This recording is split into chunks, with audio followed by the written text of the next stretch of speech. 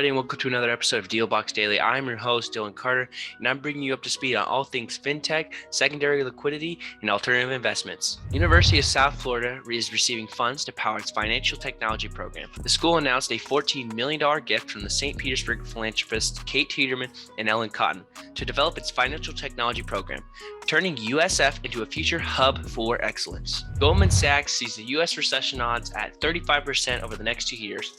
The bank's economists see the odds of a recession about 15% over the next 12 months, with the odds rising to 35% over the next 24 months.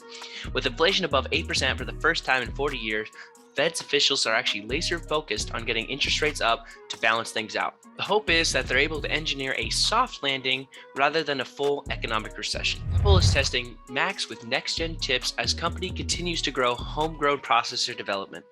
Apple is testing at least 9 new Macs with 4 different M2 chips, successors to the current M1 line. Apple has pushed hard to advance its own processor line after splitting from Intel. This shows that Apple is still committed to their Macs, even though 70% of their business comes from iPhones and related services. Tech giant Microsoft has invested in the business-to-business e-commerce unicorn Udaan.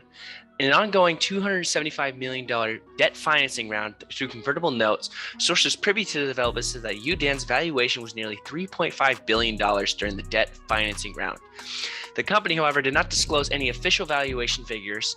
Notably, this is also the second IPO-headed startup which Microsoft has backed. Last year, the U.S. tech firm invested $5 million in hospitality unicorn Oyo, which is valued at a company at $9.6 billion. Oyo is likely to list on stock exchanges later this year.